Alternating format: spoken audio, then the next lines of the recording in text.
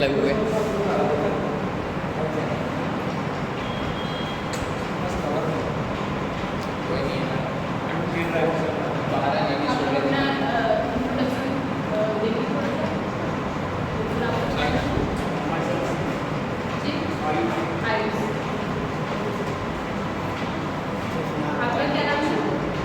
आयुष श्रीवास्तव।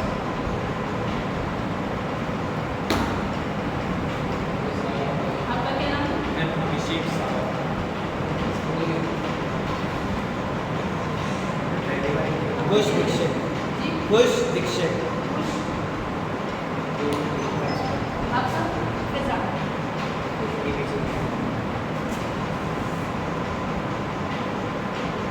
आप लोग daily class में प्रेजेंट रहिए और आपकी डेली बेसिस पे क्लास मतलब जब आपको टाइमिंग बताइए कि शायद मंडे ट्यूजडे आपकी क्लास नहीं होती है, जैसे जैसे क्लास स्टार्ट होती है तो आप डेली क्लास में प्रेजेंट रहिए, आपकी डेली क्लास में होती है।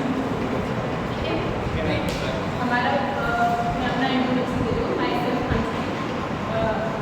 आई pursued our degrees from my university university and now I am teacher of advanced university which is your paper first. Then आज हम सिलेबस डिस्कस करेंगे। हमारे सिलेबस है यूनिट फर्स्ट के, उसमें कुछ टॉपिक्स हैं जिसके नाम है फंडामेंटल ऑफ हिस्टोपैथोलॉजी।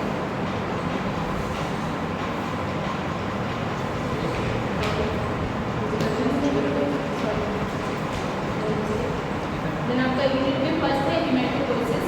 हेमेटोलॉजी के हेमेटोपोइसिस पढ़ाएंगे आपको, फिर उसके हीमोग्लोबिन के structure of function, then anaemia का डिस्कशन। यूनिट फर्स्ट ये सारे सिलेबस आपको उसमें डिस्कस करेंगे। तो आप लोगों को कुछ पता है हेमेटोलॉजी के बारे में थोड़ा बहुत?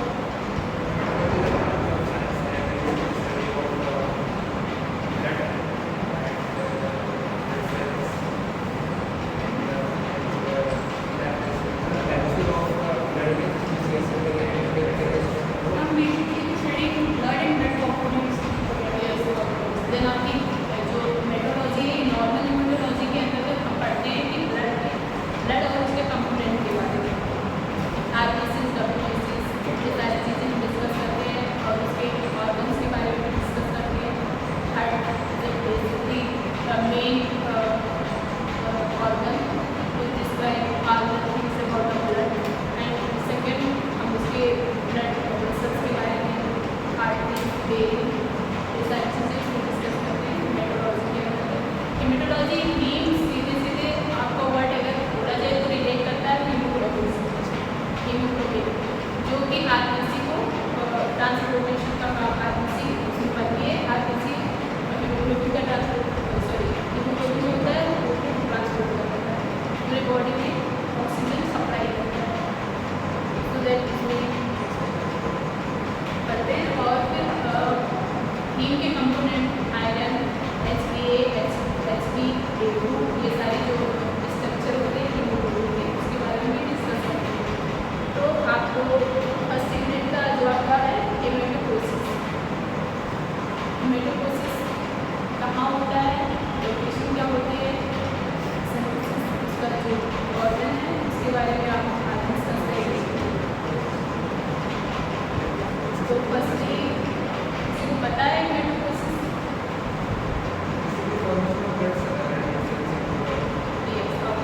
Formation of blood arcing.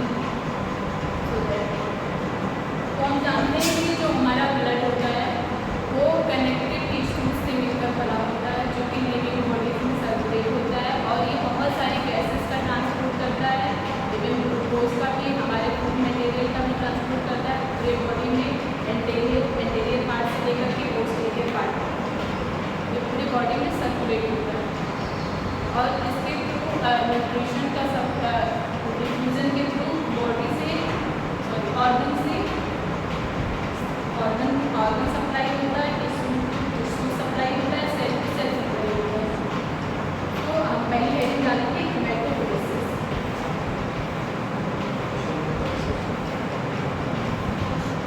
Syllabus आप लोगों को मिल गया होगा।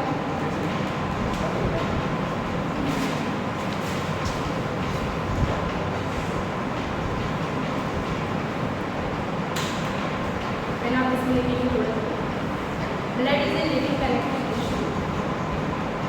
that perform many important functions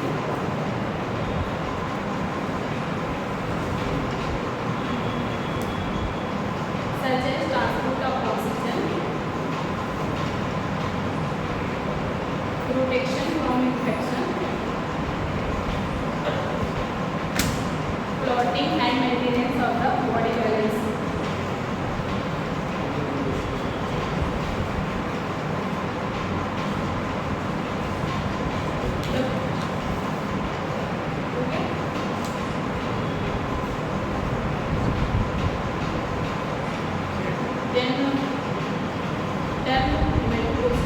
आप लिख सकते हैं कि the blood continuous form of new blood cell is called हेमेटोपोइसिस।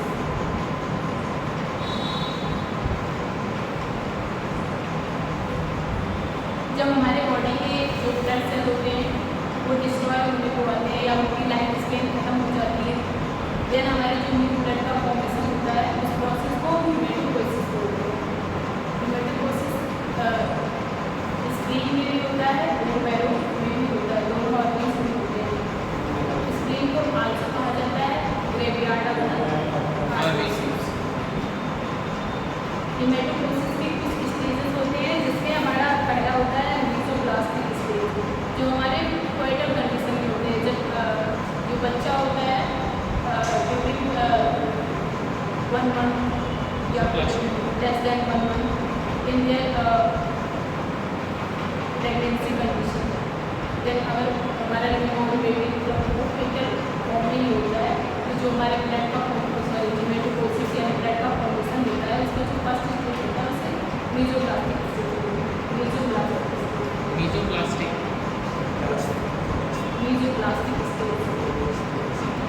Second होता है हेपेटिक स्टेज।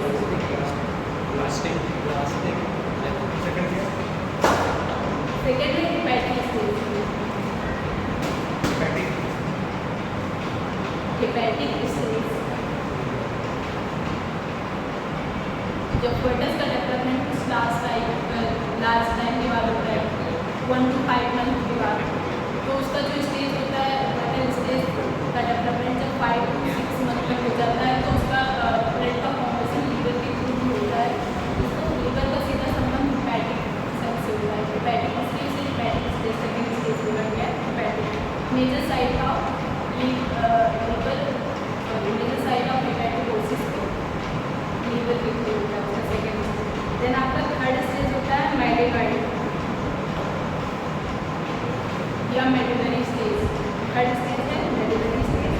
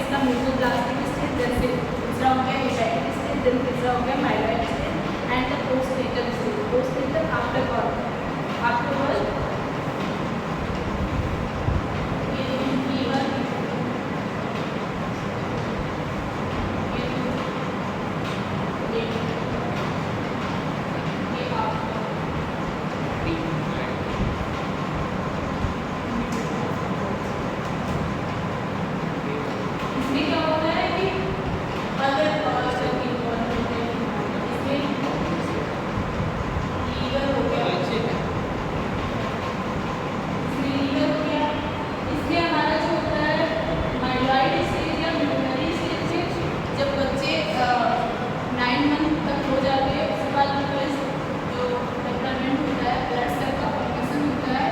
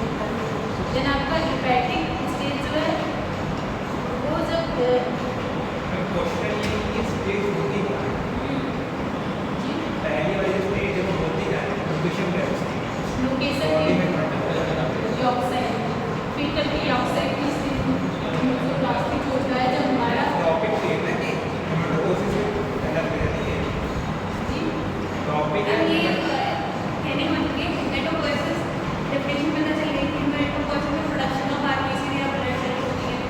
इसकी पहली स्टेज कहाँ से स्टार्ट होती है और किस लोकेशन से स्टार्ट करके लास्ट में हमारी इमेज हमारी को मैरो तक आ जाती है। लास्ट हमारा को मैरो हो रहा है वो कभी सुबह को मैरो फॉर्मेशन हो रहा है। हाँ, तो ये एम्ब्रियो के यॉर्क साइड से स्टार्ट होती है, देन आपके बोन मैरो एम्ब्रियो से इसकी यॉर्क साइड में ब्लड का फॉर्मेशन होने लगता है। उसके बाद फिर आपका लीवर के थ्रू होता है, देन आपका क्या कहते हैं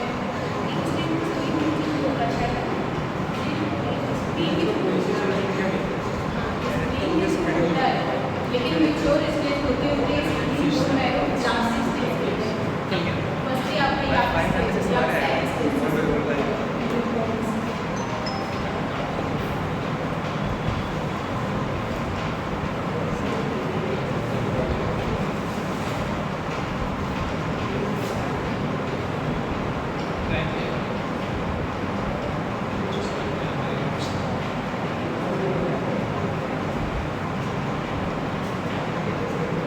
देन हेमेटोपोस्टिक स्टेम सेल, इसके बारे में हम पढ़ेंगे थोड़ा सा। हेमेटोपोस्टिक स्टेम सेल होते हैं ये मेच्योर होते हैं, सेल्फ रिन्यूइंग सेल होते हैं और वो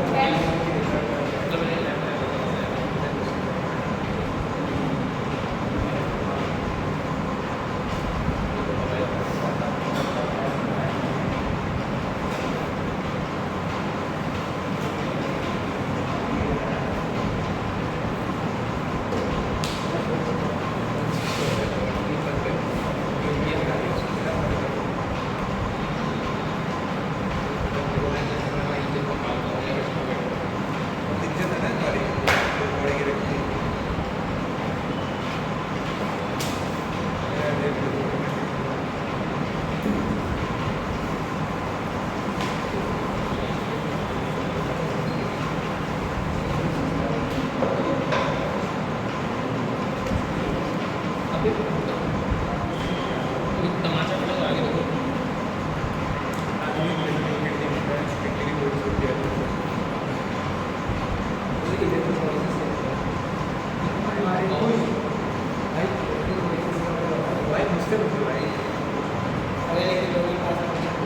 क्या चीज़?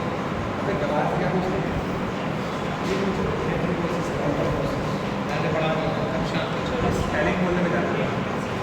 अच्छा प्लाज्मा का scientific production of red blood cells scientific पूछा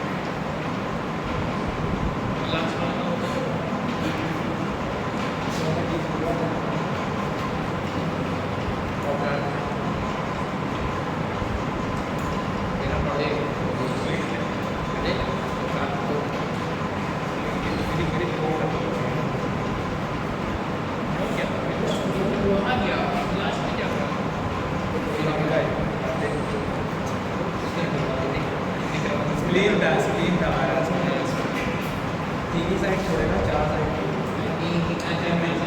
यहाँ पे चार परसेंट होता है लोग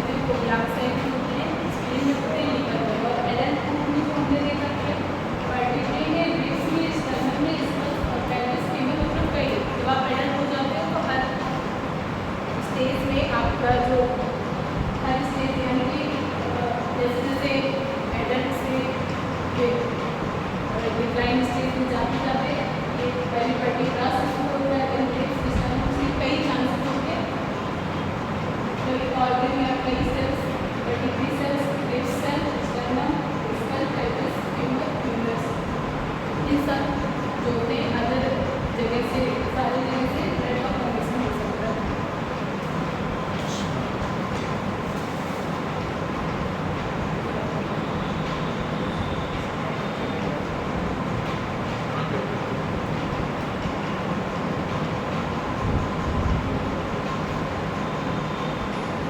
आपने पढ़ा होगा स्टेम सेल। स्टेम सेल क्या होता है? कोई भी साइट होती है, वो साइड में कोई तो मेन साइट होती है ना, फॉर्मेशन स्टेम सेल से थोड़े हमारा बनता है। स्टेम सेल से हमारा जो होता है ब्लड का फॉर्मेशन आरबीसीज 120 डेज में लाइन हो जाती है, खत्म हो जाती है। इसके बाद जो हमारे ब्लड का अलग फॉर्मेशन होता है वो स्टेम सेल होते हैं। जैसे खून में भी कुछ स्टेम सेल होती है जो ब्लड का फॉर्मेशन करते हैं।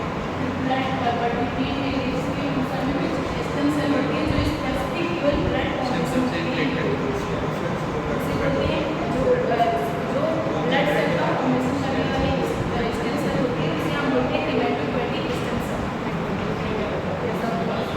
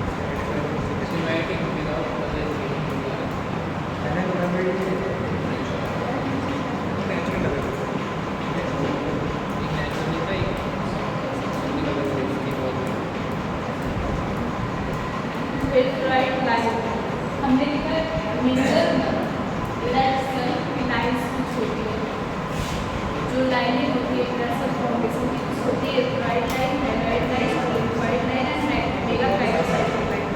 जो राइट लाइन होता है वो रेड ब्लड एक्ट्रो यानी कि रेड ब्लड एरिथ्रोसाइट्स यानी कि रेड एरिथ्रोसाइट क्या है आरबीसीज यानी रेड ब्लड सेल जिसको हम बोलते हैं, जो कि हमारी ऑक्सीजन कैरी करती है।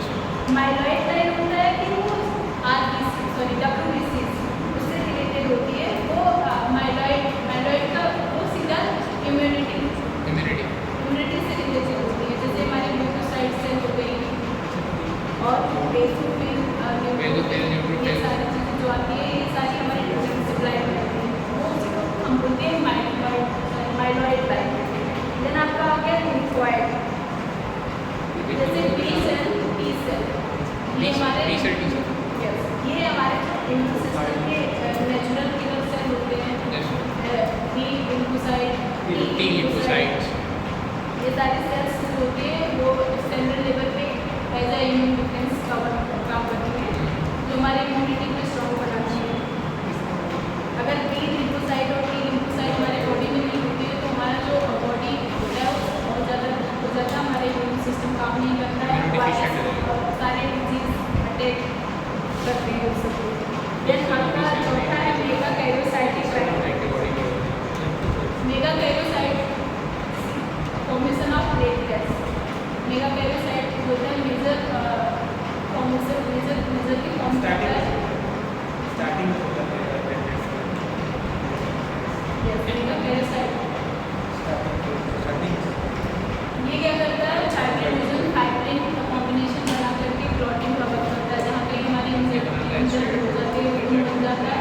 प्रिवेंट करने का काम करता है फाइब्रिन के साथ वो अपने फॉर्मिंग स्टेज बना करके फैक्टर 7 वर्क करके फैक्टर 9 के साथ मिल करके ब्लड क्लॉट को कवर करते हैं, ठीक है। ये मेजर ब्लड सेल लाइन हो गई। फिर आपके कुछ ग्रोथ फैक्टर्स है जिसमें आपका erythropoietin, thrombopoietin and granulocyte colony stimulating factor आ गए, फिर granulocyte macrophage colony stimulating factor आ गए, इंटरलेकिन, ये सारे आपके ग्रोथ फैक्टर्स हैं। एरिथ्रोपोएटिन, थ्रोम्बोपोएटिन, ये सारे ग्रोथ फैक्टर है जो कि हार्मोन की ग्रोथ करते हैं।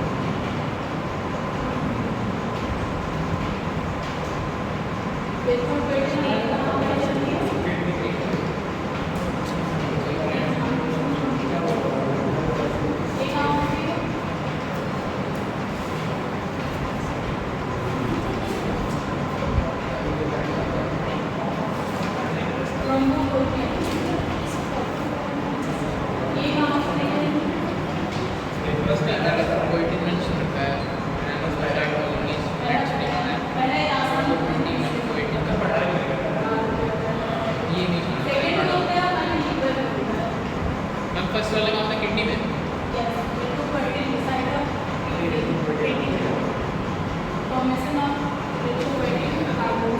बेसिकली ये हार्मोन होते हैं जो कि आरबीसीज को फॉर्म करने के लिए हेल्पफुल होते हैं। विदाउट हार्मोन सिग्नल देते हैं देन इस तरह से वर्क करते हैं प्रोटीन बनाने के लिए। और थ्रोम्बोसाइट यानी मेगाकैरियोसाइट थ्रोम्बोपोएटिन लीवर में पाए जाते हैं जो मेगाकैरियोसाइट सेल को एक्टिव करती है। देन थ्रोम्बोपोएटिन का फॉर्मेशन होता है, देन उससे प्लेटलेट्स का फॉर्मेशन होता है, फाइब्रिनोजन, फैक्टिन, थ्रोम्बिन, थ्रोम्बोप्लास्टिन का फॉर्मेशन होता है। देन ये हो गया तीसरा हमारा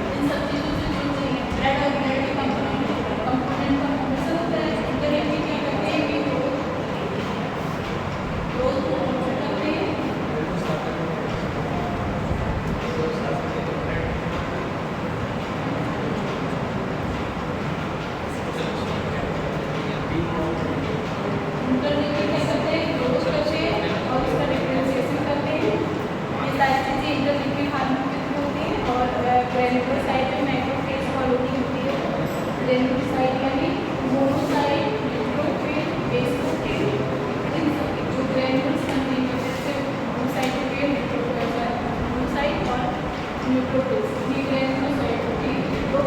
प्रकार के वो होते हैं सेल्स होते हैं न्यूक्लियस में। एक होता है एक ग्रेनुलोसाइट, एक होता है ग्रेनुलोसाइट।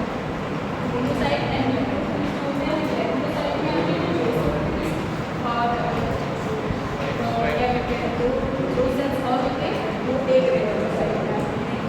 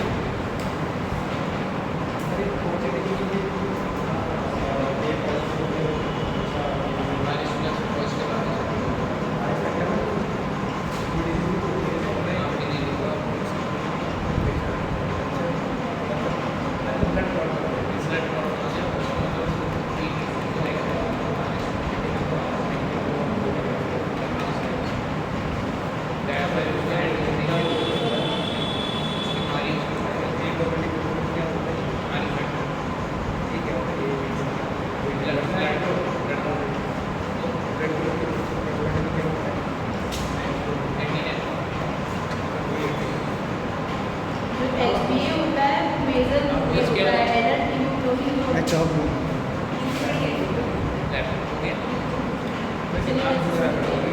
हमने पढ़ा कि पहले जो हीमोग्लोबिन होता है वो आयरन कंटेनिंग सब्सटेंस होता है जो हमारे आरबीसी ऑक्सीजन में हेल्प करता है, एक कलर भी डिफाइन करता है उसे।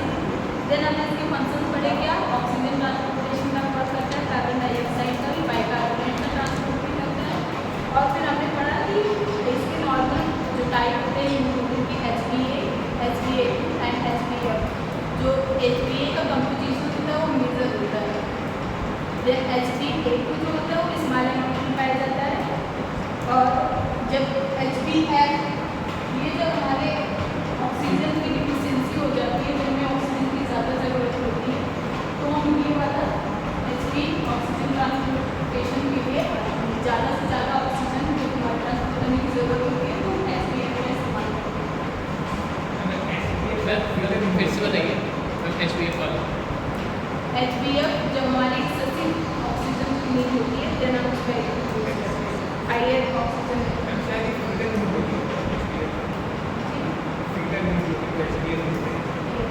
फीटल हीमोग्लोबिन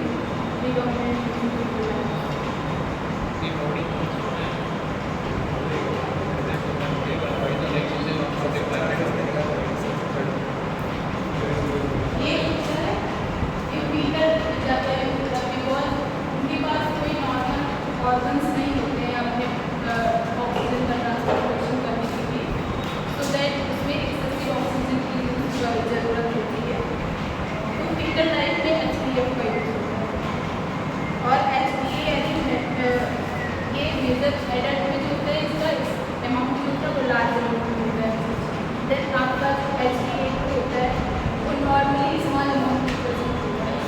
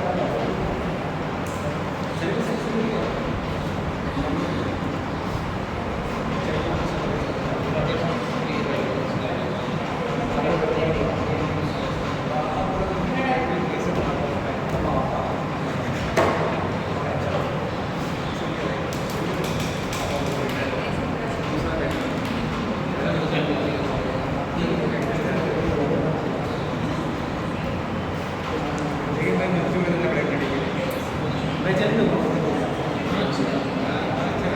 तुम आपको कस्टम मैं चल लूँ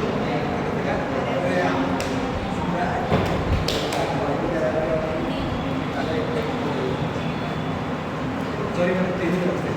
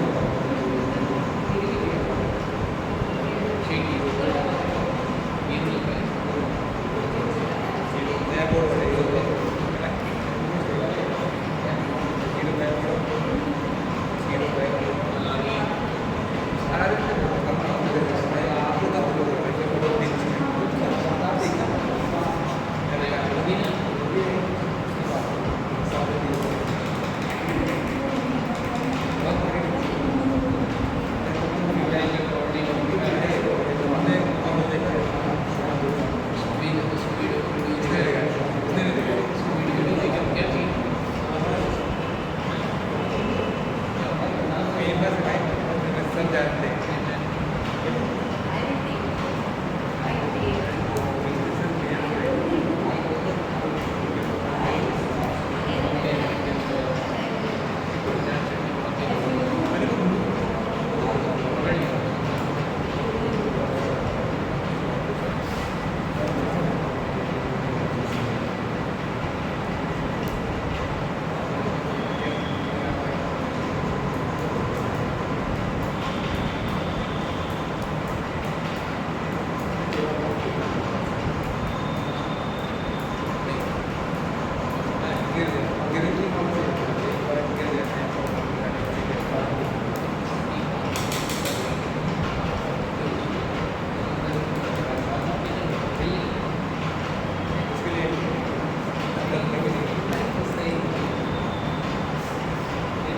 हीमोग्लोबिन का सिंथेसिस इन्फॉर्मेशन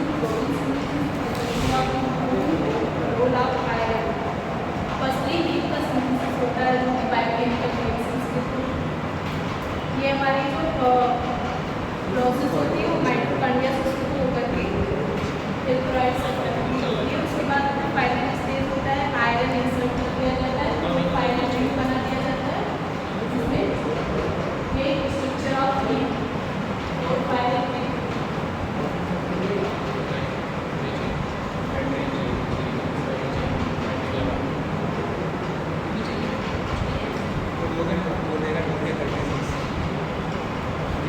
पहले और फाइनल रिंग का फॉर्मेशन होता है हीमोग्लोबिन प्रोटीन एक्चुअली हीम और ग्लोबिन दोनों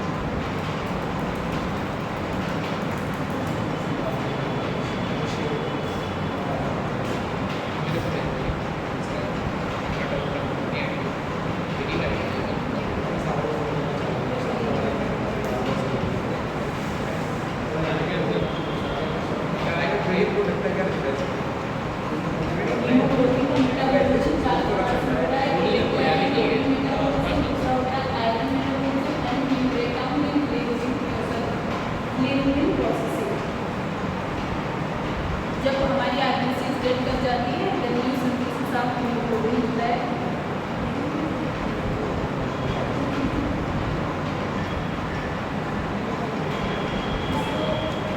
RBCs जो डेड होने वाली होती है उसके जो कुछ कंपोनेंट ऐसे होते हैं जिसको रिसाइकिल किया जाता है।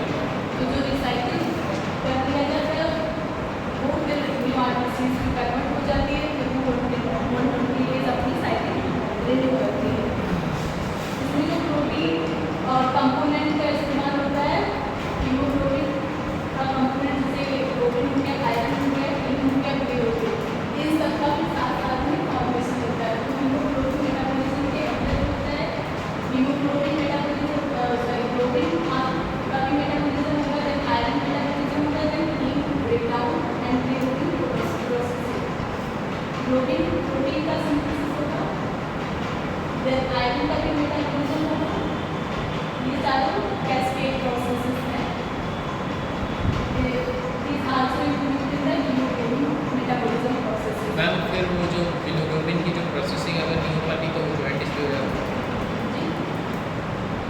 हीमोग्लोबिन की जो प्रोसेसिंग होती है अगर वो नहीं हो पाती तो फिर जॉइंटिस भी हो जाती है। Yes, of course. जब हीमोग्लोबिन का प्रोसेसिंग नहीं होता है तो बायो कंपोनेंट एक्सेसिव मात्रा में हो जाते हैं जो कि हमारे बॉडी के आधे पार्ट में भी डिफ्यूज होने लगते हैं।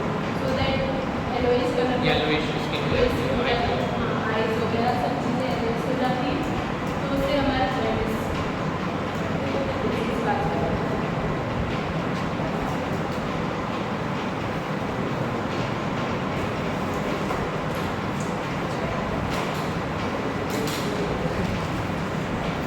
ये बेसिकली जो भी चीज़ें हैं क्लास की आउटलाइन आज मैं बिल्कुल प्रिपेयर नहीं हो पाई थी बिकॉज अचानक से हमारी क्लास में थी, मुझे पता चला बाहर मैंने जल्दी PPT बनाई।